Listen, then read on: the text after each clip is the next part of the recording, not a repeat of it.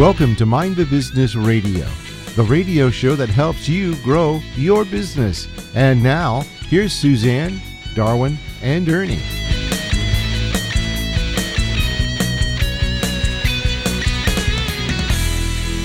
All right, everybody, welcome to another edition of Mind the Business Radio. I'm Darwin. I'm Ernie. And I'm Suzanne. Thank you for listening. And it's kind of interesting today because we have back with us a couple of guests we had on before, Zach Smith. Yeah, but we've never had them together. No. We had them separate, yes. Oh, they were busy, huh? Yeah, and this is a first for Mind the Business because we have two guests at the same time, which is kind of cool. Yeah. Okay, Oh, no, this isn't the first. We've done it before. Yeah, Yes, one other time. yes. Okay, yeah. Pay attention. Anyway, yeah, and Thomas Alvord. Yep, that's right. Yeah, it's And good to Zach have you Smith. guys both here. Great to be here.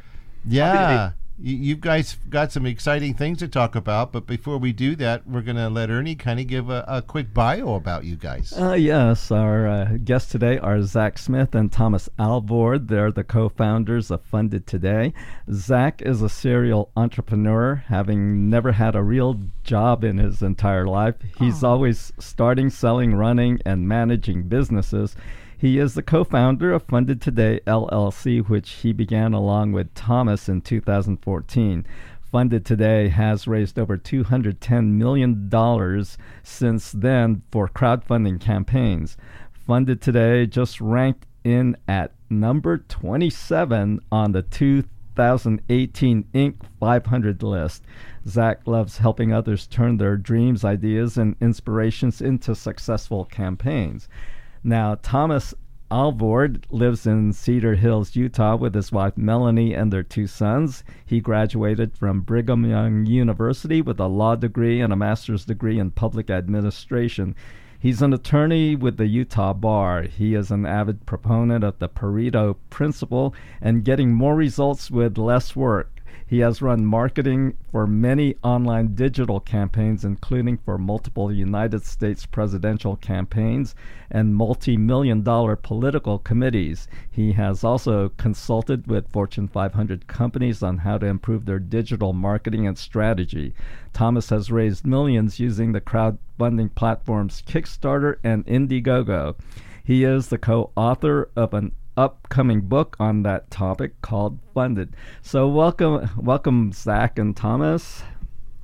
Thanks for having us. So, Glad to be back. I guess I didn't do too terrible last time, so give me another shot. Give you another shot at it. No, you guys did great. Yeah. So wow, you guys are number 27 on the Inc. 500 list. Congratulations. Yeah, that's pretty good. Thank you. We've even ranked on that list too, but it kind of matches your number. We're down to about 210 million on the list. But we're We proud have of that. hope. So yeah, what can I tell you? so for many of our listeners that want to see how to get on that list, where Zach and Thomas are going to tell us how they got on it. Yeah, let us know how you did that. That's an amazing feat.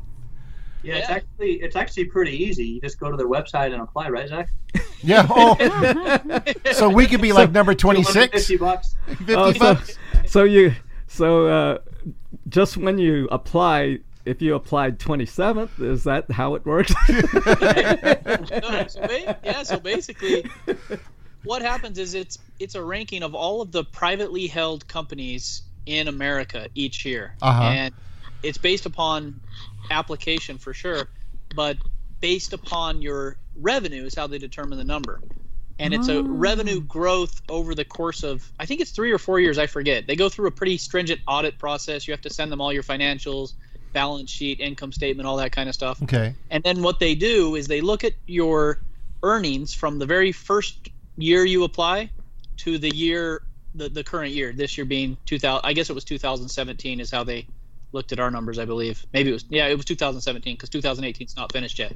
And what they do is they have a very simple formula where they calculate percentage growth.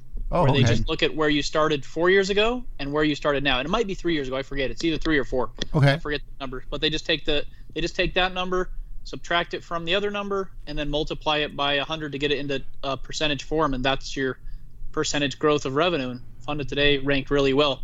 One other thing, we're actually the second fastest growing privately held company in Utah for 2018, and the third fastest growing in the marketing and advertising company for the whole United States. So, well, congratulations, guys. Wow.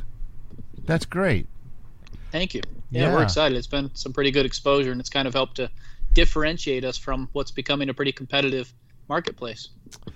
Wow, and this is what you've done through the helping other people fund themselves, also. Yeah, Thomas has a saying that he likes to say. I mean, he could probably say it better than I could, but our results have been so good because the results we get for our clients have been so good. Yeah, basically we say our growth has been huge because the results we generate for our clients has been huge. Because the way we work is we invoice our clients based off of how much we raise them, right? So the more that we raise them, the more that we make. So our interests are aligned, and one of our other phrases is the secret to success is work. Sounds super simple, but we found, just hard work and being in a good market, and that's kind of the secret. It's easy to just keep reading and studying and learning and thinking you know so much, but actually going about and doing it and then getting to that validation stage is what truly separates the winners from the losers when it comes to business. So you guys doing something right. Yeah, so you guys you pick a company that will work for funding, and then you just work with them, and then they start you don't get paid until they start getting money. Yeah, that's right. Aside from just a little bit of money that we charge up front for our hard costs and our labor and just the team, of course, most of the money we make is from how we invoice for our clients. Wow, that's just a great business plan. I like that. Yeah. So, what are the challenges of raising that kind of money? Like, is it because of the project or the personalities involved? I think you have a couple different challenges. The first is just how competitive everything is. If you were talking about crowdfunding 7 years ago, there's even stories of people. I interviewed a person who had an idea for a wallet, one of the first minimalistic wallets ever, and he put it on Kickstarter and he raised a couple $100,000, maybe even 300,000. Mm-hmm. And he said he really didn't do anything. He just put it on there and raised money. That story does not exist in 2018, and it really didn't exist in 2016 or 2017 either. So it's trying to make your idea stand out from the 1,000+ wallets that have been on Kickstarter before if you're going to do a wallet, Yeah. And it's the same way for a lot of different categories, whether it's smart luggage, which have seen a lot of, wallets, lots of different ideas for smart watches and different wearables and things like that. People see a successful idea. We're working with a knife right now, the most funded knife of all time, Kurehana. Well, they've got a new one called Shurehana. It's doing well, but it's not going to surpass Kurehana as the most funded knife of all time, particularly because, one, there's been a lot of knives launched since the Kurehana, and two, it's just not as unique or as different or as revolutionary as that first knife was. All right. So does that mean that you guys have to actually work harder nowadays because the competition is so stiff? I think so. Yeah, I think everything that we're doing is definitely about working hard. Yeah, Thomas? It's working harder as well as working smarter and trying to be ahead of the market, right?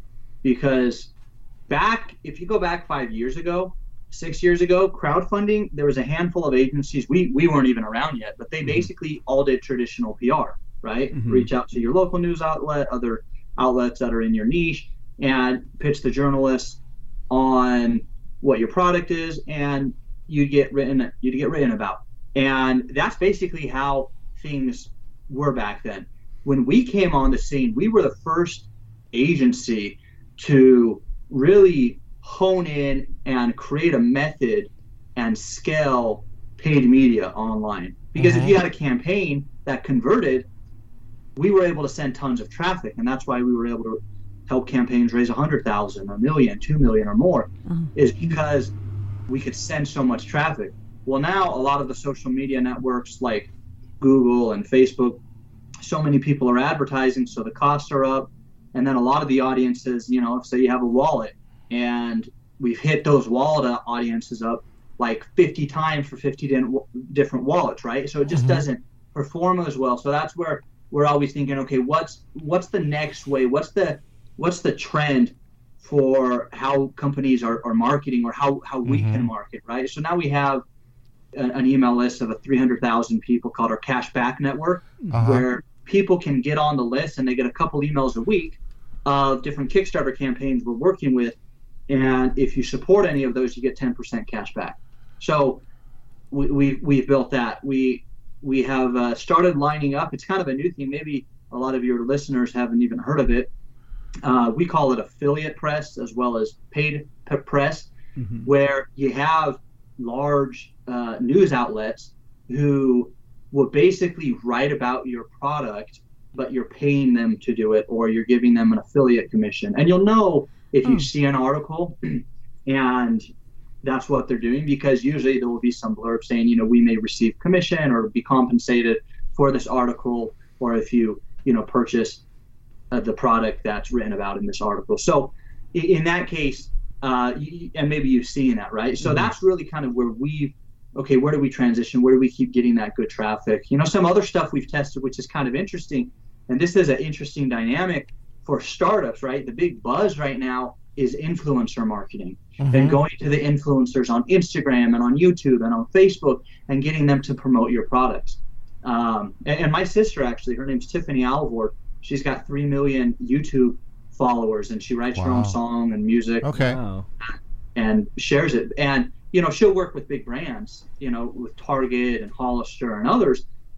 But for a startup, the influencer doesn't really work, right? Because you're not really going after like a lifetime value. It's like, hey, I need you to promote something and get eyeballs on your post that will then click and come to my page and make a purchase. Because if I'm not generating revenue for a startup, branding doesn't help at all, right? It's not like this lifetime value, and it's like we got to drive traffic. So unfortunately, that's where things are hit and miss. We've tried influencer marketing, and for startups, for crowdfunding, it doesn't really work. I mean, maybe if you had some like mega celebrity and they were super behind it, and they were like part of the brand, then it could work. But a lot of George Takei, he did a post, I don't know, was it 2 or 3 years ago, for a product that we worked with in Canada. It became the most funded bra of all time, most funded female product of all time too. I think it may still hold that title. Wow. But he did a Facebook post for it, and it raised, I believe, over $100,000, maybe more. It was pretty impressive. So for the right influencer can still have an influence, Yeah, exactly. Sounds like it. Yeah. But we're waiting for that revolutionary disruptor in the market. I think that there's a huge opportunity for somebody who can round up influencers and gauge influencers' pay and what they charge based on performance, rather than I'm $10,000 to post for you. Yeah. And whether I get you 1 sell or 1 million sales, that doesn't matter to me. I think it would be awesome, and I think it's going to get that way eventually too, unless the big brands just keep spending money just because they want branding, which is a word we kind of really hate. Yeah. If it's about performance, if we can shift influencer marketing to performance-based metrics, I think that's a huge new horizon. With startups we work with, they're all digital typically, and you're able to track where did this traffic come from, how much sales were generated from this traffic source. Yeah. But if you have a brand like Target, and you have somebody who is going to be making purchases throughout the rest of their life, like how do you know that one person watched that YouTube video and subconsciously or whatever, they go and they like Target a little more, and they go to Target, and now over the next 10 years they spend $10,000 with Target, or $50,000, and so that $10,000 or $20,000 they paid an influencer was totally worth it. Yeah. Okay. Wow, it just seems like the face of marketing is changing so much on a daily basis. Yeah. We're talking with Thomas and Zach, and we're going to get back and talk with them in a few minutes, but right now we got to take a break. You're listening to Mind the Business Radio. I'm Darwin. I'm Ernie. And I'm Suzanne. And we'll be back right after this.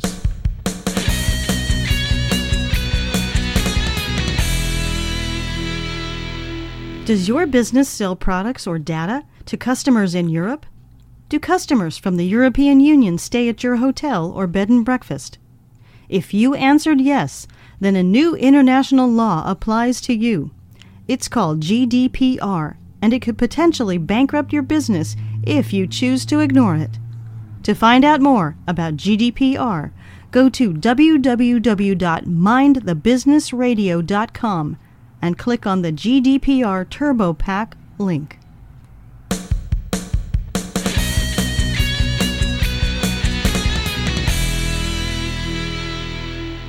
Hello, everyone. Welcome back from our break on Mind the Business Radio. Today we are talking to Zach Smith and Thomas Alvord. They are the co-founders of Funded Today. And they have a podcast. Yes, wow. Yeah. I'm excited. We're going to have to listen to that. I think so, yes. yeah. I mean, these two guys are so funny. Yeah. In the first place. Well, now we need to start being funny. Giving us some good tips during the break. We put you on the spot. So, anyway, you two. So, when it comes to fundraising or crowdfunding, what marketing and promotion that's the key to getting all those funds, right? That's half the battle, really. Yeah. Okay, so what do we need to know about promotion?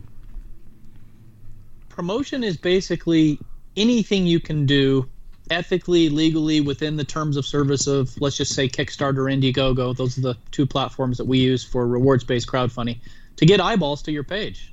So whether that's Instagram ads, Facebook ads, Twitter, earned media, which is reaching out to bloggers and influencers and press and traditional media outlets, or cashback, affiliate programs, getting influencers. We call marketing, or the promotion P of our 7P formula, that. And that is all just about attracting eyeballs. But like Thomas said, it's only one element. You could set, we have something called the crowdfunding success matrix, and it's basically like those business matrices you see in business school with the 4 quadrants. And you can have an absolutely amazing marketing plan, but a terrible product. So amazing marketing, bad product, and you're in the black hole quadrant. Basically, every single dollar you throw in is getting sucked away, and you're never seeing it again. Oh, how sad. Oh, okay. Now I see what. So it's about having a balance of both. The best marketing. A lot of clients are like, I just need more eyeballs on my page, and I'm looking at something called the earnings per view, which is basically how much every single view or eyeball is worth. And I say, well, that doesn't make sense because we're spending $1 per view and your overall view is 32 cents. So I'm actually losing 68 cents for every single visitor I send your way. You don't need more views. You need a better presentation. You need a better way of conveying your product, a better story, a better reward structure. So it's definitely a fine balance between the two. Listening to you guys talk about this, it's really a kind of a daunting task for a person who, let's say he's come up with a new wallet or some kind of really cool gadget to do all this himself. I mean, it really can be. I mean, nowadays it's definitely easier than ever before. But for the exact same reason you mentioned, we have started writing a book, and we plan on having that book finished. It's kind of going in line with the podcast that you talked about briefly earlier. We want to make it as easy as possible for people to do what we have done, whether they hire us or not. And we think the book and the podcast will kind of help those people who feel that same way. This is daunting. This is tough. Yeah. It sounds great. That's crazy. They've raised $210 million, but man, I don't think I can do it. We hope the book and the podcast will help people be able to feel a little less scared. And I would add to that just because others know more in a space such as ourselves in crowdfunding and launching products, like that shouldn't hinder people, because literally you can have analysis paralysis and keep learning and keep studying. And really the secret is just moving forward with your idea. One of our clients, Joseph of Breton Bags, I love what he did. He was an attorney, but he's like, I'm just going to take an hour every morning and I'm just going to work on it. And that's what he did for, I think, like a year. And then he launched his campaign. I think he raised $100,000 or $200,000. And really, I said earlier in the show, right? The secret to success is work, right? It's just working and not having that fear, not having that worry. The reality and having the long-term mindset too. Having the long-term mindset too. It's not just about working because, oh man, I'm working. Don't think you got to get it done tomorrow or a week or even a year. Really, most of us are going to be able to live pretty long, decent lives, and we can afford to have patience as long as we are putting in that consistent level of work. Eventually, whatever we want can become a reality. And I think a lot of people miss that in this hyped up, give it to me now, internet marketing, social media world that we live in. Exactly. We're all too short-sighted. I get all the ads on Facebook and stuff. Suzanne, you had a question? Well, I was thinking that we just talked about promotion. That was a P. Okay. And you guys were just talking about being persistent. That must be another P. Is there another one? Yeah, so we have 7 that we talk about quite a bit. Okay. And if I just want to quickly just run through them all, we talked a little bit about presentation as well. Presentation is basically if your marketing isn't working, well, maybe you want to look at your presentation. And your presentation is your video, your story, your rewards, how you convey what you're trying to sell, how to try to sell your product. Mm-hmm. And that one's probably more important than even marketing, because we had an example of a campaign that was doing very, very poorly, and we were marketing perfectly. Like literally we were doing the same thing we've done to raise the hundreds of millions that we've raised, but this one wasn't raising any money. Oh. Mm-hmm. Well, Thomas noticed this. He says, this is a great idea. This is a great product. We need to fix it. So he went and together with our design team, fixed the video, fixed the page, cleaned up the reward structure, made things a little bit more clear. We relaunched, and just a few weeks later, and this campaign became an amazing success story, went on to go on HSN, raise hundreds of thousands of dollars, whereas before it didn't even get funded. So presentation P trumps your promotion marketing P. Okay. Great to know. Now, but our 7 Ps are simple. Product, that's what we've talked quite a bit about today. A product is how can you make something ubiquitous as possible, while conveying an element of techiness or innovation. Okay. And then getting a story in there. And product is all about, a good example that we talk about all the time is the coolest cooler. It's a cooler. Everybody goes to the beach or takes their family on a picnic. Well, what did this cooler do? It took the cooler and it made everything about the cooler cool. The name fits it perfectly. They added in speakers, Bluetooth. They had a knife to be able to cut things with. They had some lighting, so when you open the cooler, you could do it. There was a special way to make all the water drain out once the ice melted, so you didn't have to tip the cooler upside down. You could just drain it. They had cutting boards. They had plates built in. I can't even remember all the features. Wow. I mean, it's absolutely amazing. And it's so amazing the guy's still having trouble delivering to all of his backers. I think Thomas and I are some of the only people in the world who have one, but it is pretty amazing for those who have seen that coolest cooler. I want one too. A portable kitchen, huh? Yeah, exactly. Yeah, absolutely. So that's product. Then you've got platform. Platform is Kickstarter or Indiegogo. You're not going to be able to sell a lawn care business on Kickstarter or Indiegogo because that's a door-to-door. The platform is the people's doors going to their house and saying, look, I'm doing the neighbors. I can do yours next. So there's some things that are better suited for the right platform. Okay. And that's a simple P. Our 3rd P is presentation. We've talked on that quite a bit. 4th P is promotion. We've talked on that quite a bit as well. Okay. Our 5th P is price. Sometimes it's all about charging a little bit more or a little bit less. We had this happen with Betterback. She went on to get one of the biggest deals in Shark Tank history, Catherine Krug. And what she did is she tried to charge $75 for her product. Didn't work though. It was costing too much. People weren't backing. She dropped the price to $50. It was like $49.99 or something. And she went on to raise over $1 million for her campaign. Gosh. Okay, good. You're right. Price. About price. That's our 5th P. 6th P is probability. Okay.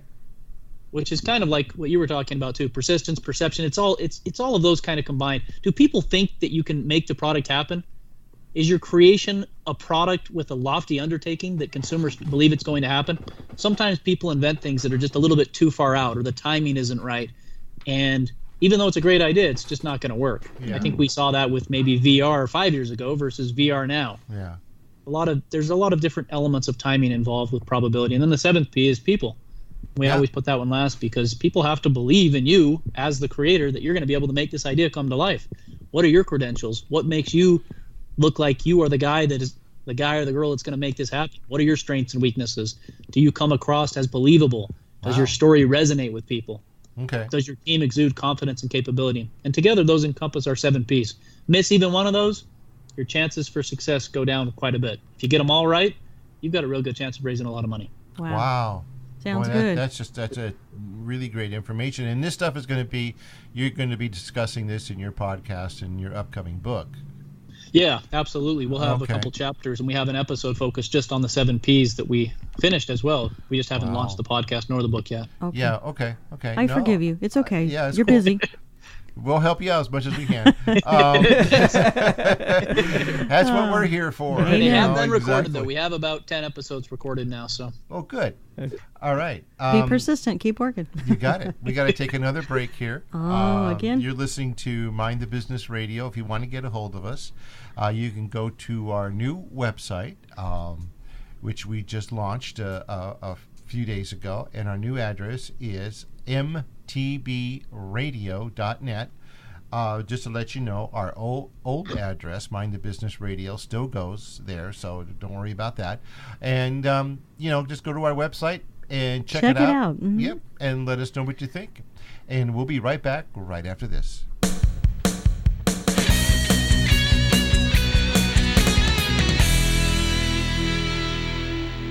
Does your business sell products or data to customers in Europe?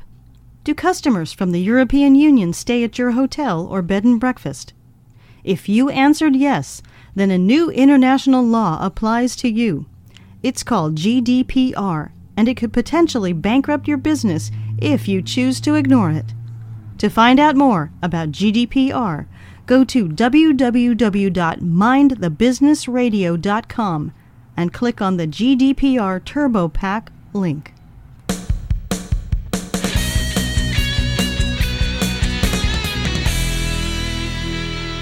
Welcome back, everybody, to another edition of Mind the Business. I'm Suzanne Strong. I'm Darwin. And I'm Ernie Costello. And we would like you to go to our brand new website. We've been proudly working on this for a while at mtbradio.net. And while you're there, take a look.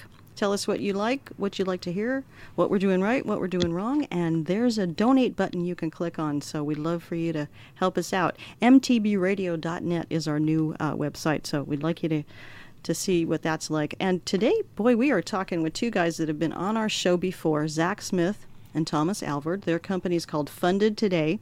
They help people with crowdfunding, but they do it in such an amazing way that right now they're number 27 on the Inc. 500 list. They made it this year. Congratulations, because what does that mean, folks? It means they're making money hand over fist.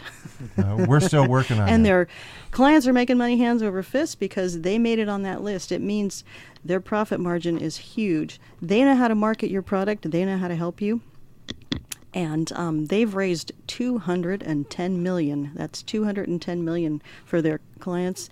And that means they're doing something right. Guys, I need to know, because I have a little tiny company, what tiny changes to a product can help me raise $1 million? That is a good question. I think that's probably the question you want to ask yourself, too. What am I doing wrong and what am I doing right? I would say the first thing that you want to do is you want to get to validation. And the easiest way to get to validation is through another one of our little maxims. It's called the triple F. Friends, family, and fools.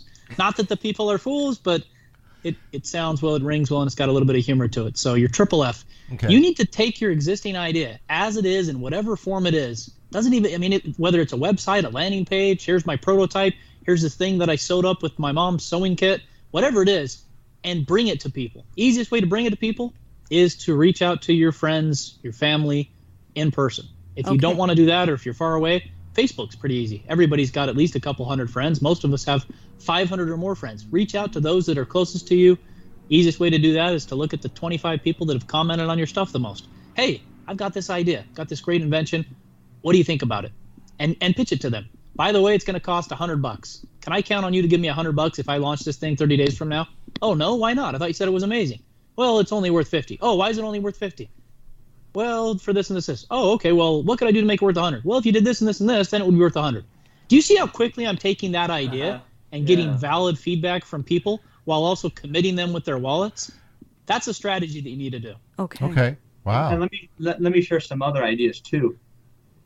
Maybe you're at the pre-production stage, right? It's just an idea, or maybe the idea is already out there. Maybe you're currently selling it. And in asking, how do I take this and generate 1 million or make 1 million more, I think you need to look broader too. Zach and I have recently been discussing this quite a bit, that the greatest force that will determine how things go, how things perform after your work, or probably even before your work, more important than even your work, is really the demand in the market. How big is the market, right? If you're wanting to create, say, and we keep coming back to this example, but again, it could be anything. If you're wanting to create a wallet, or let's say a restaurant, look at what other people are currently doing. How much are they doing in sales, right? If you want to put a product on Amazon, there's tools out there like Jungle Scout that you could look at that helps you analyze the sales volume and revenue, because you're never going to be bigger than your market and what the demand in the market is. And so sometimes your idea might not be the best idea. And if somebody really does have an idea and they're like, man, I really want to do this, don't pursue your first idea if you haven't pursued something. Really, I recommend come up with a list of 10 different ideas. Okay. And this is what Zach and I have even been doing.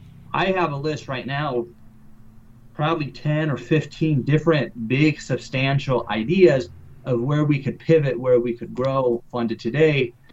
And we've kind of explored each one a little bit, but I haven't really dove in and really pursued one really strongly, just because we're trying to see. And you're never going to know until you kind of test the market. But see what other people are doing. See what's popular, what's working. And there's something to be said there's something to be said about what Thomas is describing here too. It's a gestation period. By just getting out a Google Sheet or an Excel spreadsheet, I like Google Sheet because it's collaborative and me and Thomas can both be using it. We'll post an idea. For example, we had an idea to start a design company, and now we have a design division within Funded Today. And that was probably 3 or 4 years ago, because we did one product design, one video, and then we never did it again. And then over the last couple of years, now we have added that to what Funded Today offers, and now we are a full-scale agency, creative and marketing agency all in one. And it's because we let that idea gestate, grow some legs, add to it, and the spreadsheet was just one line, and it became more and more and more as we added to it and eventually brought the idea to life. So there's something to be said for just getting your ideas on paper and letting them sit.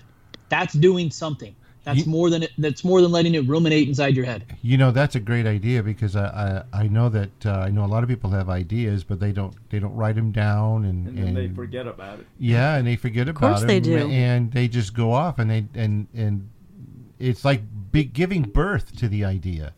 I agree. I mean, Thomas is I've probably won Thomas over more on this over the years too, because Thomas is definitely I'm reading a book right now that someone recommended. I even forget the name of it, but it talks about dreamers and then like implementers. I don't know if that's the right word or not. I'd have to find the right book title. Oh, there's a difference. Thomas is definitely more the dreamer at Funded Today. He's the guy he's the Steve Jobs. He's come up with a lot of the things that we do.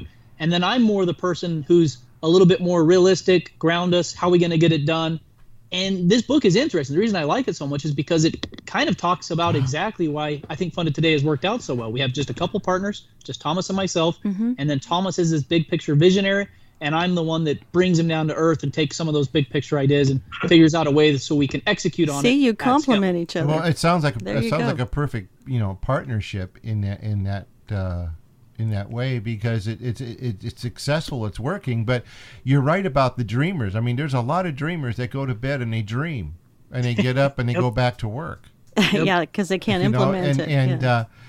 Or they have so many ideas, they just keep dreaming about new idea after new idea, and they never take action. They never take massive action on one good dream. Exactly. Yeah, exactly. And I know that, speaking for ourselves, we have a lot of good things that we're working on right now, and we've allowed them to, we're putting them on paper, and we're trying to work through them, kind of a thing. And there's an element to writing it down. It's, for some reason, I don't know what it is, but sometimes I'll do a to-do list, and I will never go back and even review my to-do list, but then I'll remember to, like 2 weeks later, and it'll all be checked off. And I've even told this to Thomas, I'm like, wow, look, all our to-do list is done. Not even 2 months later, even 8 months later, it's like, oh man. Oh man. We actually got some stuff I'll done. get to it. Stuff done, yeah, exactly. Yeah. Okay. No, I think what it is when you write it down, you own it. You own it, and you've made a commitment to it.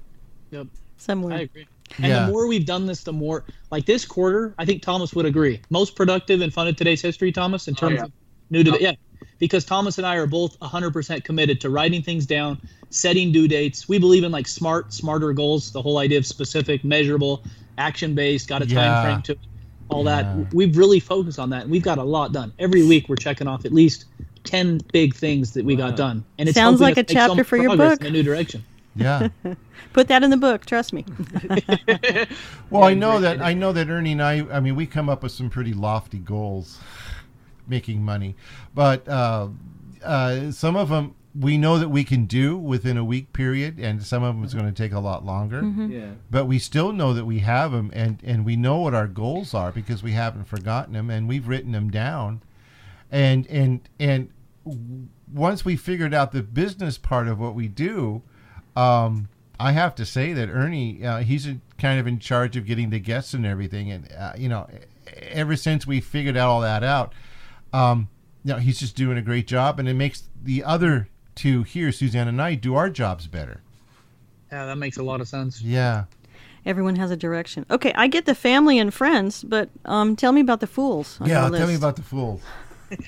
The fools are those who you don't quite know. If you got 500 Facebook friends, those might be your 250 fringe friends. This guy added me as a friend. He's not really ever said much. Let's see what he has to say. Do I dare ask some people? The fools are the people who believe in you just because you have a good idea and they don't have any relationship to you. Okay. And the fools are also your friends and family who believe in you too. No matter what. Hey, I'm going to give this guy $20 no matter what he is. Yeah, exactly. Okay. Yeah. This is a terrible idea, but let's help. I can always count on Grandma. There you go. Yep. Yeah. I guess we need to hit up our relatives. Yeah. I do want to share one thing with you guys that I think is very helpful for people, because some people, we actually have a survey going on right now that basically asks the question, have you ever had an idea for a dream? Have you ever had an idea for a new invention? If so, what have you done with it?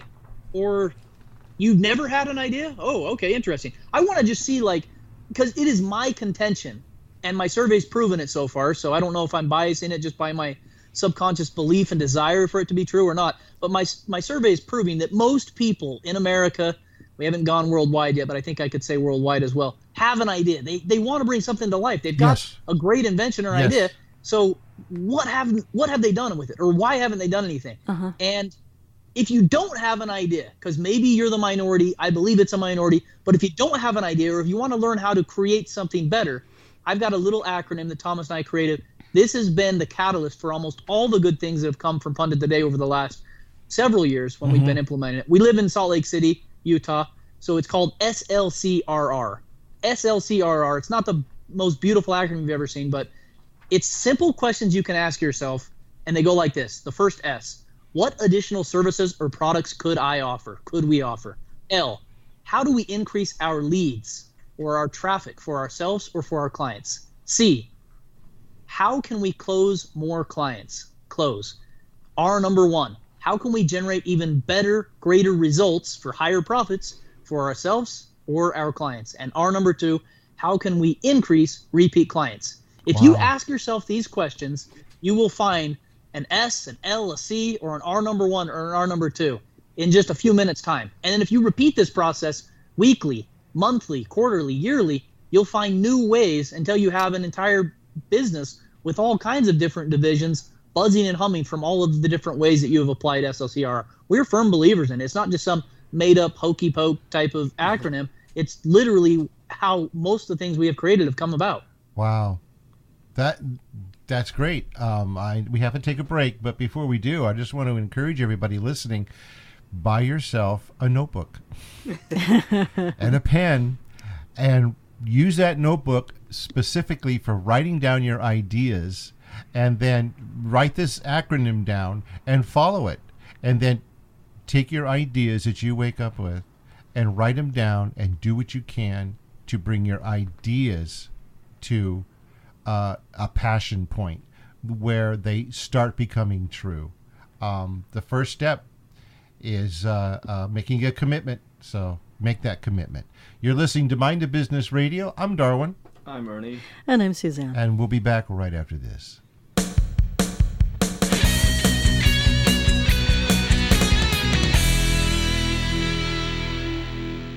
Does your business sell products or data to customers in Europe? Do customers from the European Union stay at your hotel or bed and breakfast? If you answered yes, then a new international law applies to you. It's called GDPR, and it could potentially bankrupt your business if you choose to ignore it. To find out more about GDPR, go to www.mindthebusinessradio.com and click on the GDPR Turbo Pack link.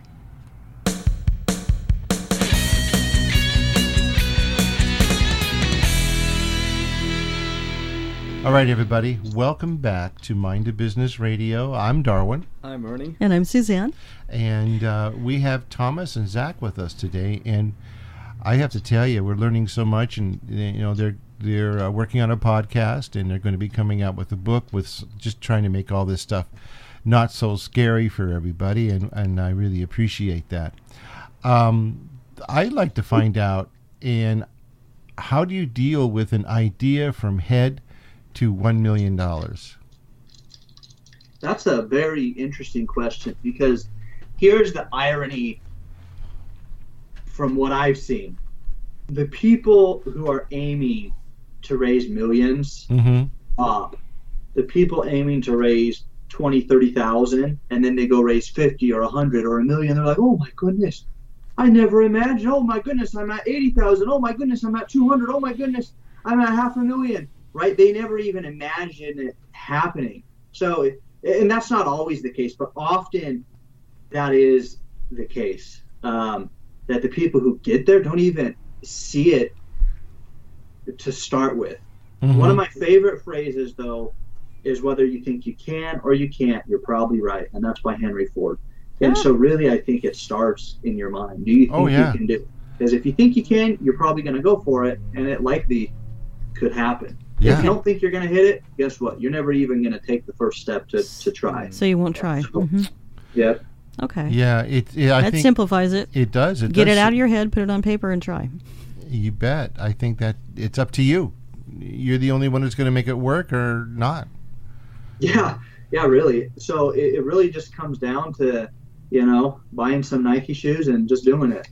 I mean, you don't really need Nike shoes, but their slogan, right? Just do it. Like, really, that's what it comes down to. Just try. And another thing is,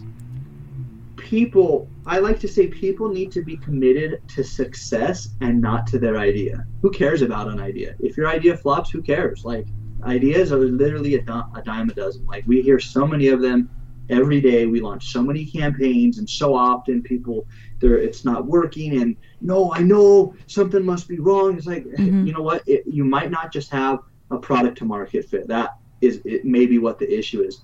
And so really, you got to be committed to success. We had a client, Haral Sangavi, 6th most funded Kickstarter, rewards-based crowdfunding campaign of all time, over $9 million raised, launches his second campaign, doesn't even raise more than $100,000, spent tons of money on the video, pre-launch, etc., cancels his campaign and totally tables the product, right? And we've had people who launch a campaign and it totally tanks. It doesn't work. And then they go and they pivot and launch something new, and it works out. Case in point, my background, I went to law school, saw my brothers have a company in marketing, and they had a product they were selling on Google, right? A supplement, and they were just killing it. I was like, man, I want in on some of that. So I started learning marketing. And after law school, I did for 3 years or so, I was dabbling in different things, and I was like dirt poor. We were making like $30,000 a year, which I understand for some people like could be a lot, but it was me and my wife, and we just had a baby, and I was trying, like, I kept having these different businesses I kept trying to launch, right? So I was putting money into that as well. That you didn't have. As well as emotionally, physically, my time and everything. And my wife was just like, dude, go get a law job, because I was dude, get to work. The Utah bar.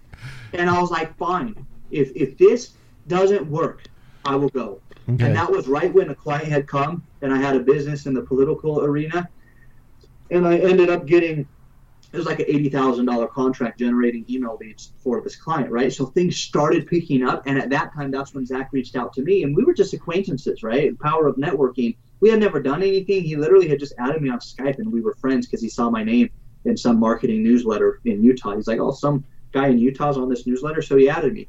But there's a takeaway there, by the way. Always be curious. If I could credit any of my personal business success to anything rather than just luck or skill, I would say it's definitely about who you know. As trite as that phrase is, it's about being curious. Okay. I've always had a really curious mind. So I saw Thomas getting featured in some newsletter as a testimonial, and I looked him up because it said Utah. I went on Facebook, I think, or something, and I said, Thomas, is this you? And I sent a screenshot like, oh, that's funny. I guess I said that, but I can do it better. let me show you some stuff. And Thomas started talking with me, and immediately I could tell he was an expert on that particular field. So I didn't buy the course I was asking about, and Thomas kind of became my reference point. And then through the years, we just talked. Like literally for several years, we didn't do anything together. We didn't send work. We didn't do anything. Wow. Thomas was doing his business stuff. I was doing my political stuff. But we definitely maintained contact. We'd talk, we'd text, we'd message. We became good Skype acquaintances. And eventually I said, Thomas, here's your chance. And he's like, yeah, let me give it a shot. And he did.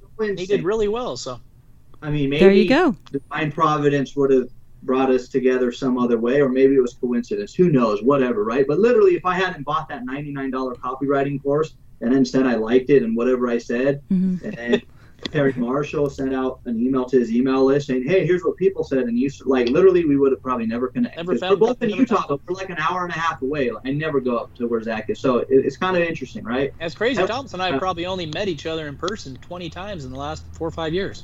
Oh gosh, really? Welcome to Skype, the world of Skype. We have a pretty big company of 50-something people. So. That's true. Maybe 40 max. I mean, we've been on trips to San Francisco and Canada and Dubai and other places, but in terms of meeting up, like, we're fully distributed, right? Our whole company, 55 employees, all work from home or their own offices. We have no offices, right? So we kind of just because you don't need one. Differently. And Thomas and I had made several $1 million before we actually even met each other face to face too, which is also kind of interesting. So there's an element of trust there too. So what you're saying, talked about it earlier, but there's something about picking the right business partner. And I've had a lot of experiences in my life where I didn't do that right. Haven't we all? Well, you guys sound more than business partners. You sound like just really good friends. Your best friends. Or digital friends. Yeah, something like that. Why not? Yeah, but you never know. It's like you were saying, you never know. If you follow up on a dream or an idea, you never know where it's going to lead. Now, the idea and dream may fade away, but you might make connections because of that idea that will lead to something else that could be unbelievably successful. Yeah. And Zach and I, we are good friends. And another thing that's interesting, both between us as well as others, like Zach loves soccer, I love soccer. We're both super competitive growing up. Most of our team has been, we've actually liked hiring people who were in competitive sports growing up. Or, I mean, I guess still kind of now, but, once you get into your 30s and stuff, you're not really in competitive sports. And one thing we found, like even if you look at Mark Zuckerberg with Facebook, right, he was way into, I think it was tennis. When he was in high school, I believe, maybe even college. I can't remember. It's been a while. But there's something about people who realize that their individual effort makes a difference. It actually has an output, right? Your success, you winning, depends on you and your effort and what you do. And there's something to it. And so we actually love hiring people. I don't know. I haven't heard many people talk about that, but yeah, if you're looking at building a team or you're just getting off the ground, find somebody else who, could complement, I'm the dreamer, Zach's the implementer or the doer. We're both competitive, somebody who realizes, hey, it's hard work, right? Yeah. I mean, if you want to take away for hiring somebody, we've found people, whether it's somebody winning at a spelling bee or somebody who plays competitive sports, there's something to be said about asking that question in an interview process and seeing if they were a winner, to see it. And it doesn't matter if it's necessarily sports or anything, but how competitive is this person? How are they going to do when the going gets tough?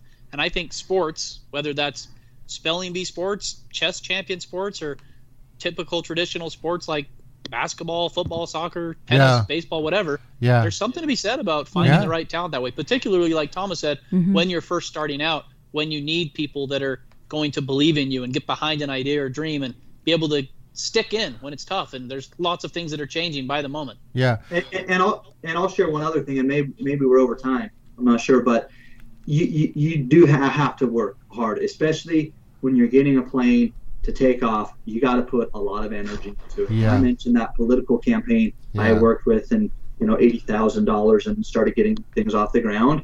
When I got that, I actually was not 100% sure how I was going to do everything I was going to do. I had some ideas and they weren't working. So I literally just had to dive in, and I found some stuff that was working. And I had 2 nights in a row where I pulled an all-nighter. So literally I worked the whole day, the whole night, the whole day, the whole night, and then I was done. So I don't know how, 50 hours straight. I don't know how many hours that is.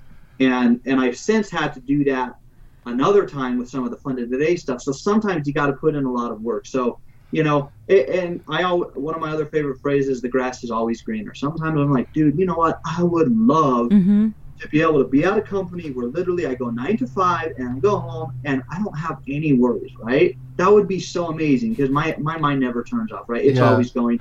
You're when you go to bed, when you wake up, it's on your mind, right? Yep. That's the entrepreneurial life. So the grass is always greener. So, if you look at us and be like, oh man, I wish I was like them, like, well, you know what? The grass is always greener because there's other stuff that maybe aren't as pretty or fun. But, we've loved the journey. I've loved the journey, and, I feel like it pushes me. Well, come on. You've never had a real job in your entire life. There's something to be said for that. I don't even know if all three of us have had a real job. I did once, but I quit it. Okay, good. Yeah. Wow. No, I mean, you're right about the competitiveness and what it teaches people. Determination, drive, competitiveness, teamwork, all those are things you need to carry around in your back pocket because entrepreneurship is a totally different animal. It could be sports, it could be creative arts, it could be anything, but it builds something in you. We're going to take a quick break. You're listening to Mind the Business Radio, and we're going to be right back right after this. Thank you.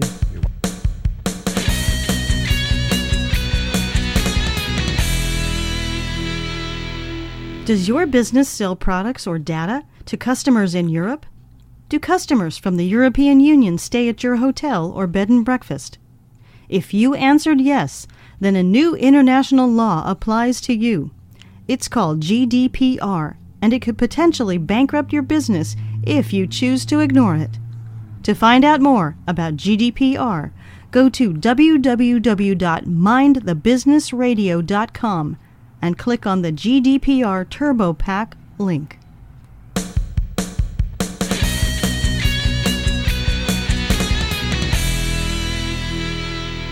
Hello, everyone. Welcome back from our break on Mind the Business. We're talking with Zach Smith and Thomas Alvord, the co-founders of Funded Today, LLC. It's a crowdfunding agency. So anyway, Zach and Thomas, so before people go to you, what is expected? What do they need to do before they actually call you for help?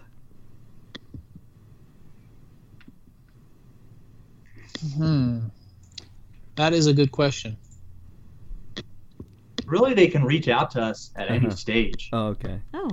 And now we might not start working with you because you'll need more stuff, but they can reach out to us, right? And kind of chat with us and see how we could help them, or even see if what they're thinking would be a good fit, right? Crowdfunding is good if you have a physical, tangible product that you're looking to launch and you want to raise money so you can go manufacture and create it, right? So if you're looking at doing, say, a restaurant or a service business or something like that, crowdfunding is not really going to be for you. Or let's say your dog broke their leg, or its leg, I should say, and it needs a cast and you need some money. That's not what we do. That's GoFundMe, which is similar. That's where it's a donation-based platform, right? So we work just with rewards-based platforms, which is basically end users, the consumers, or they're called backers, will... And I think Thomas is right, too, though. People mix us up quite a bit, and they think, I can only go to these guys if I'm raising millions of dollars. People come to us 2 years early. We have a client who literally is launching with us in a couple weeks, who's been going with us for about 2 years planning this out, just because they've been balancing and juggling a lot of other different jobs. Other times people come to us and they've got 14 days left on their campaign, and they've already raised $100,000 and they want to raise another $100,000. So it doesn't matter which stage you come to us. We can help you at all stages. Okay. Oh, good. So how can they get more information on you? Easiest way is just to go to our website, funded.today, or you can go to fundedtoday.com. We finally have the fundedtoday.com domain name as well, but we've always been known as funded.today with that kind of unique extension for our URL. Okay. And folks, let me remind you, these two guys have raised $210 million. Yes, and that ain't hay. And then they're number 27 on the Inc. 500 So they list. know what they're talking about. If you have a physical product, call them. Yeah, that's quite an accomplishment, being on that list at number 27. It just shows that these guys do their job and they know what they're doing. Yeah, Darwin, when you earlier in the show when you said we were 210th million on the list, I think you overrated us. I know. I'm sorry. Well, you guys are being too modest. Somebody's got to bring up the bottom. Ernie, I'm a dreamer, Ernie. Yeah, no, I can't really be a am. problem. You got to take some action. And ideas are a dime a dozen. It's the execution that separates the wheat from the chaff. I know you're absolutely right, and I hope that a lot of our listeners will take advice from you guys from this show and start making their dreams come true. Take that idea off the page. And do no one else is going to do it for you. The truth of the matter of the fact, if it's your idea, it's your baby, and it dies or lives because of you. Absolutely. And you can do it, and everybody has a dream, and everybody has an idea. So don't let it die, and follow it through. Small baby steps today lead to the mountain in the future. Yeah, so I think it's some Japanese proverb of Kaizen or something, but it's kind of what our slogan is at Funded Today as well. Don't wait until tomorrow. Get funded today. Get funded today. Exactly. That's funded.today, and the company is Funded Today LLC. Thomas and Zach, thank you. Yes, you guys have been great again. But Thanks you're always so much for having us. We had a good time. Yeah. This is great, and we're going to have you back at some other point. I want to talk to you again when you're number 5 on the when you're number 5 list, okay? Or when the book comes out. Thomas has a goal for the Fortune 1000 one day. Ooh, there's a goal. That's that dreamer in him, and I'm like, that's the lowest on that list is doing 1.5 billion in revenue yearly. That'd be that nice. Was a billion with a B. Yeah, like billion with a B, boys. It's a rounding error on our gross revenue. And that's the other thing. These listeners might look at us and say, "Oh man, look at what they've done. How could I do that?" I look at people above me, right, and the people who've created billion-dollar companies, and I think, oh man, how do I do that, right? So wherever we're at, another thing I like to say, everything is always relative, right? Yes, it is. We have many hurdles and breakthroughs to figure out as the person below us, as above us. So you know what? We're all kind of in this game together. And here's what I love about Thomas. He literally has been pitching that idea for me for probably just the last 7 to 10 days. And I what did I do? I went and did some research. I looked at the Fortune 1000 list or the Fortune 500 list. I saw that number 1000 on the list has 1.5 billion in yearly revenues. And I said, Thomas, our revenues are this, theirs are this. That's a rounding error. How are we going to get there? And then Thomas went and researched Ogilvy Agency, and he's like, look, this guy started in his basement closet with one dude and nobody he knows. Yeah. If he can do it, we can. So you can do it. He's already got that dreamer, visionary type mindset. And then here's my logic, rationale coming in to balance it out. And now, who knows? We set our sights for that, and we let the future and our hard work and our patience and our persistence pay off. In a future date, you may see a book, may not. I don't know, but I've been thinking of writing a book called "Why Not Me." I'm waiting for it. Why not me? Because I look, if other people are going to do it, why not me? Exactly. That's my mentality. Yeah, there's only one person. My book's called "Wait, Hold On." Yeah, wait, hold on. Yeah. It's funny. You know what? The only person that's going to stop you is you. Yeah. You're right. Yeah, we're not going to tell you, but you know what? That's really a stupid idea. No, keep doing it. No, keep doing it, because we believe in ideas, we believe in growth, and we believe in each person fulfilling their full potential. Yeah. Whatever God gave them as talents, run with it. Run with it. You guys have been great again. Thank you for being on the show. My gosh. Again, we're going to talk to you when you're number 5 on that list. Exactly. Okay? And thank you, everybody, for listening to Mind the Business Radio. I'm Darwin. I'm Ernie. And I'm Suzanne. And you know what? We're going to catch you next time. Take care, everybody. Mind the Business Radio was produced in association with Taylor Pacific Video. Copyright 2018.